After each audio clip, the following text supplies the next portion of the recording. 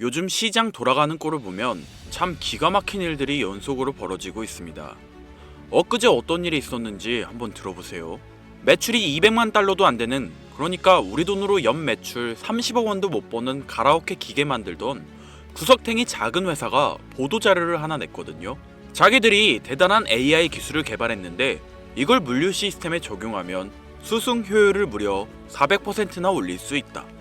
솔직히 말도 안 되는 내용이었습니다. 그런데 진짜 코미디는 그 다음에 벌어졌어요. 이 황당한 소문 하나에 머스크를 비롯한 전 세계 물류 대장주들이 줄줄이 폭락하면서 산업 전체가 흔들리는 사태가 발생했거든요. 도대체 지금의 시장은 뭐가 문제인 걸까요? 저와 함께 확인해 보시죠. 반갑습니다. 김선우입니다.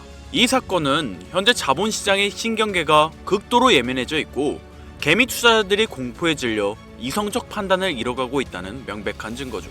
그리고 역사를 돌이켜보면 이런 극단적인 공포 국면은 항상 시장 바닥 근처에서 나타났다는 게 팩트입니다. 지금 여러분이 보시는 비트코인 가격은 6만 불대에서 지루하게 횡보하고 있는데 2025년 10월 전 고점 대비 거의 45%나 빠진 상태다 보니까 다들 이제 비트코인도 끝나나 싶으실 겁니다. 하지만 제가 봤을 때는 지금 비트코인이 힘을 못 쓰는 건 가치가 없어서가 아니라 오히려 전 세계 금융 시스템이 구조적 위기를 맞이하고 있다는 조기 경보 신호로 봐야 한다고 생각합니다. 여러분 혹시 13F 공시라는 걸 들어보셨나요? 미국에서 1억 달러 이상을 운용하는 대형 기관 투자자들은 분기마다 자기들이 어떤 자산을 얼마나 보유하고 있는지를 SEC에 의무적으로 보고해야 하는데 이게 공개되거든요. 그런데 최근에 이 13F 공시를 뜯어보다가 아주 기괴하고 흥미로운 이름 하나가 포착됐어요. 루로, 홍콩에 기반을 둔 업체인데 이 회사가 지난 분기에 블랙록이 운용하는 비트코인 ETF, 그러니까 아이비트를 전 세계에서 가장 많이 매수한 것으로 나타났습니다. 그리고 더 흥미로운 건 여기서부터예요. 이 루루라는 회사의 포트폴리오를 들여다보니까 주식도 없고 채권도 없고 부동산도 없습니다. 오로지 비트코인 ETF 하나만 들고 있더라고요. 이 회사가 홍콩에서 등록한 사무실 주소를 추적해보니까 홍콩 센트럴 코노트 플레이스 8번지 익스체인지 스퀘어 29층, 이 주소를 다시 크로스 체크해보니까 중국 본토의 헤지펀드 업계에서 상당히 유명한 거물급 인사들이 사용하는 주소와 정확히 일치하는 겁니다. 시장에서는 작년 10월 190억 달러가 증발했던 그 악명 높은 1020 폭락 사태의 배후에 바로 이 루루가 있었던 것 아니냐는 의혹까지 나오고 있습니다.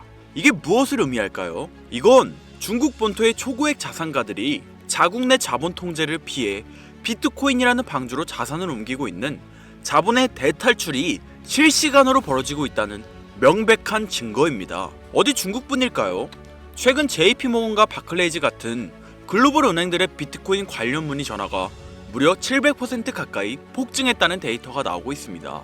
참 기가 막히지 않습니까? 개미들이 공포에 질려 비트코인 끝났다고 외칠 때 홍콩의 유력법인과 월가의 거물들은 입을 벌리고 여러분의 물량을 받아먹고 있는 겁니다. 비트코인의 이론적인 적정 가치, 그러니까 페어밸류는 대략 14만 달러 수준인데 현재 시장 가격은 5만 8천 달러 내에서 움직이고 있습니다. 이 엄청난 격차를 전문가들은 유동성 갭이라고 부르죠. 왜 이런 일이 벌어질까요? 지금 비트코인은 디지털 금으로서의 안전자산이 아니라 나스닥에 상장된 소프트웨어 ETF와 거의 같은 움직임을 보이는 리스크 자산으로 취급받고 있기 때문입니다. 그런데 구글 검색 트렌드를 보면 이제 비트코인 영원이라는 키워드 검색이 폭증하고 있다는 겁니다. 이게 무슨 의미냐면 개미 투자자들의 공포에 질려서 이거 진짜 망하는 거 아니야? 라고 패닉에 빠지기 시작했다는 거거든요. 역사적으로 이런 극단적인 공포 국면은 항상 시장 바닥 근처에서 나타났다는 게 팩트입니다. 역사적으로 한 국가의 부채가 GDP 대비 130%라는 선을 넘어서면 어떤 일이 벌어졌는지 아십니까? 통계를 보면 1800년대 이후로 이런 상황에 직면했던 52개국 중 무려 50개국이 결국 구조조정을 하든 화폐 가치를 급격히 떨어뜨리든 어떤 형태로든 디폴트를 경험했다는 게 역사적 기록으로 남아있거든요. 그런데 지금 세계 경제의 중심축인 미국의 부채 비율이 이미 그 위험선인 130%를 한참 넘어서서 141%를 향해 달려가고 있는 상황입니다. 만약 일본이 엔화 가치를 방어하기 위해서 금고에 쌓아둔 미국 자산들을 급하게 시장에 내다 팔기 시작한다면 이것이 중국 거물들이 홍콩 센트럴 29층에서 비트코인을 쓸어 담는 첫 번째 이유입니다. 마이크로소프트의 AI 부분 책임자가 최근에 한 발언이 이를 겨냥한 건데요. 변호사나 회계사, 마케팅 전문가처럼 고도의 지식을 요구하는 화이트 칼라 업무의 상당 부분이 앞으로 1년 반 안에 AI 기술로 완전히 자동화될 수 있다는 내용이었습니다. 여기서 무서운 시나리오가 그려집니다. 현재 미국 정부 세수의 50% 이상이 소득세로 구성되어 있습니다. 그런데 AI가 급격하게 일자리를 줄여버리면 정부는 40조 달러가 넘는 빚을 갚을 세금을 걷지 못하게 되는 거예요. 결국 정부가 선택할 수 있는 현실적인 옵션은 극히 제한적이라고 봅니다. 가장 가능성이 높은 시나리오는 이른바 소프트 디폴트라는 건데요. 국가가 우리 파산했어요, 못 갚겠어요 라고 공식적으로 선언하는 게 아니라 돈을 미친 듯이 찍어내서 그 실질적인 가치를 녹여버리는 겁니다. 바로 이 지점에서 비트코인의 본질적 가치가 재조명받게 될 거라고 저는 보고 있습니다. 정리하겠습니다. 가라오케 회사 소문 하나에 물류 대장주들의 폭락하는 시장, 비트코인 영원 검색어 폭증하는 공포의 시장. 이건 끝이라는 신호가 아닙니다. 이건 바닥이라는 신호인 거죠. 그 증거는 명확합니다. 홍콩 센트럴 29층에서 중국 거물들이 비트코인을 쓸어담고 있고 JP 모건 문의 전화가 700% 폭증하고 있습니다. 개미들이 공포에 질려 던질 때 거물들은 조용히 받아먹고 있습니다. 비트코인 페어밸류 14만 달러, 현재 가격 5만 8천 달러. 격차는 언젠가 메워집니다. 미국 부채는 GDP 141%를 향해 달려가고 AI는 1년 반 안에 화이트 칼라를 대체하고 정부는 소프트 디폴트를 준비합니다. 그때 비트코인은 리스크 자산이 아니라 디지털 금으로 돌아올 것입니다. 역사는 반복됩니다. 극단적인 공포는 항상 바닥 근처에서 나타났습니다. 지금이 그 순간인 거죠. 그리고 이 기회를 이용하기 위해 트럼프는 이미 움직이고 있었는데요. 여러분들도 이미 보셨을 겁니다. 트럼프 행정부가 델타 포스를 투입해 베네수엘라 마두로 정권을 전격 체포하는 것도 모자라서 동시에 뜬금없이 덴마크의 그린란드 매입을 다시 강요하고 있다는 뉴스 보셨을 겁니다. CNN이나 공중파 뉴스에서는 이걸 트럼프의 제국주의적 야욕이다, 석유를 노린 전쟁이다, 혹은 단순한 독재자 처단이다 라고 언급하고 있는데 결론부터 말씀드리자면 전부 틀렸습니다. 트럼프는 지금 전쟁을 하고 있는 게 아닙니다. 그는 지금 쇼핑을 하고 있는 건데요. 그것도 국가의 장부, 즉 밸런스 시트를 통째로 갈아엎는 국가 단위의 구조조정을 진행 중이라고 보는 것이 훨씬 합리적입니다. 2026년 미국의 부채는 한계에 달했습니다. 월가의 영웅 레이 달리오의 분석처럼 부채 사이클이 끝자락에 이르자 전 세계 그 누구도 예전처럼 미국 국채를 사려고 하지 않죠. 달러라는 종잇돈의 신용이 흔들리는 이 정체절명의 시기에 미국이 선택한 생존 전략은 무엇일까요? 바로 종이를 버리고 실물을 채우는 것입니다. 1월 3일 마두로 체포, 1월 4일 덴마크 그린란드 매입 압박, 1월 7일에 발표된 대형 기관 투자자의 단독주택 매입 금지 선언까지, 이 모든 건 하나의 신호를 보내고 있는데요. 지금의 흐름을 이해하시려면 미국 내부에서 진행된 대형 기관 투자자의 단독주택 추가 매입 금지 선언을 확인하셔야 합니다. 표면적인 명분은 훌륭하죠. 블랙록 같은 거대한 자본을 가지고 있는 대형 투자자들이 우리 서민들이 사야 할 집을 다 사버리니까 서민들은 살 집이 없어지고 월세가 너무 비싸지는 겁니다. 그러니 트럼프 입장에선 야, 기관들 이제 부동산에서 손 떼! 라고 발표한 건데요. 당연히 서민들은 환호하였습니다. 하지만 저는 트럼프의 움직임과 이 법안이 반드시 하나의 연결고리를 가지고 있을 것이라 확신했는데요. 금융의 관점에서 이 조치는 기업들에게 부동산 시장에 대한 사형 선고나 다름없습니다. 지금까지 거대 기업들은 남아도는 현금 유동성을 어디에 파킹해놨습니까? 가장 안전하고 덩어리가 큰 미국 부동산이었습니다. 말 그대로 기업들의 전용 주차 자리 중 하나를 정부에서 막아버린 겁니다. 그렇다면 부동산 시장에 사용되었을 수천, 수조 원의 돈은 어디로 흘러들어갈까요? 돈은 가만히 있으면 그 가치가 떨어집니다. 그 말은 어딘가로는 반드시 흘러가게 된다는 건데, 주식시장은 이미 대세 상승장이 시작된 지 오래됐고 AI 거품론으로 언제 떨어질지 모르는 상황입니다. 미국 부채율이 높아 채권은 매력이 없고 갈 곳을 잃은 이 거대한 유동성을 받아줄 덩어리가 크면서 아직 저평가된 새로운 그릇이 필요해진 시점인 거죠. 그런데 기업들이 방법을 궁리하던 와중 미국 정부가 대놓고 방향을 제시해 주었습니다. 미국 청산예탁결제원 DTCC가 발표한 스마트 나비 프로젝트와 캔톤 네트워크 테스트. 이게 전문용어라 어렵게 느껴지시겠지만 쉽게 말해서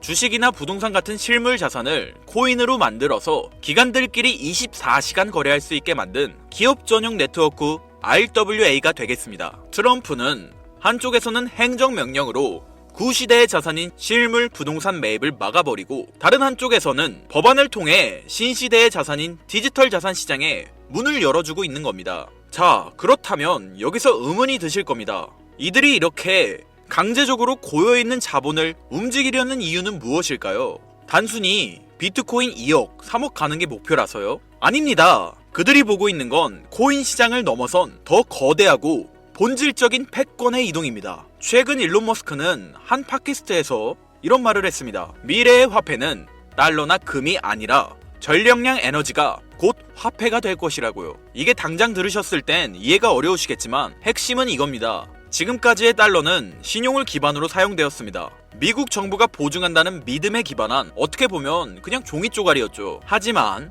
지금 세상은 변하고 있습니다. 앞으로는 AI와 로봇이 일을 하는 세상이 올 거고 이를 움직이는 건 종이가 아니라 바로 전기입니다. 전기가 끊기면 AI도 금융도 비트코인도 멈춥니다. 즉 전기를 가진 자가 화폐를 발행하는 권력을 진다. 이것이 바로 머스크가 꿰뚫어본 에너지의 본질인 겁니다. 왜 트럼프가 이 시국에 갑자기 델타포스를 베네수엘라로 보내고 덴마크한테 그린란드를 내놓으라고 윽박지르는지 이상하지 않으셨습니까? 언론은 영토 확장이라 떠들고 있지만 머스크 관점에서 보면 이건 초대형 배터리를 확보하기 위한 전략적 움직임인 겁니다. 베네수엘라의 끈적한 중진류는 AI를 돌릴 발전 연료이고 그린란드의 만년설은 불타오르는 데이터 센터를 식혀줄 천연 냉각수인 겁니다. 결국 미국은 지금 달러라는 종이 쪼가리 패권이 저물어가는 것을 인정하고 에너지와 비트코인이라는 새로운 패권으로 갈아타기 위해 국가의 체질을 새롭게 뜯어고치고 있는 거죠. 머스크는 방향을 가리켰고 트럼프는 이미 움직이고 있습니다. 그리고 여기서 제가 앞서 강조했던 DTCC와 캔톤 네트워크가 중요한 건데요. 기관들은 썬팅 짓게 된 자신들만의 프라이빗 체인을 원합니다.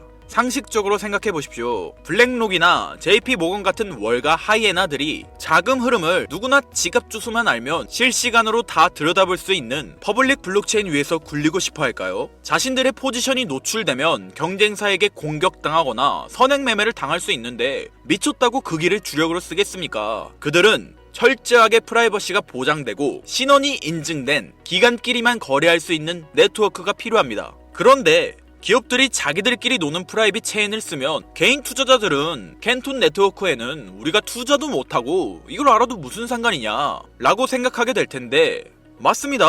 우리는 여기에 투자를 못하죠. 하지만 여기에는 틈새가 존재합니다. 기관들이 자기들끼리 지하 고속도로에서 돈을 굴리더라도 결국 그 유동성을 현금화하거나 외부로 빼내려면 반드시 일반 국도인 퍼블릭 체인과 만나는 인터체인지를 거쳐야만 합니다. 즉 기관의 프라이빗 장부와 우리가 쓰는 퍼블릭 블록체인을 기술적으로 그리고 법적으로 연결해주는 유일한 연결고리. 그러면서도 머스크가 강조한 에너지 데이터까지 처리할 수 있는 미들웨어 코인이 반드시 필요한 거죠. 이건 가능성의 이야기를 하는 게 아니에요. 반드시 이루어질 절차 중 하나입니다. 기관들의 비밀 문서와 머스크의 발언을 종합했을 때 이 히든 코인은 반드시 다음 3가지 조건을 충족해야만 할 것입니다.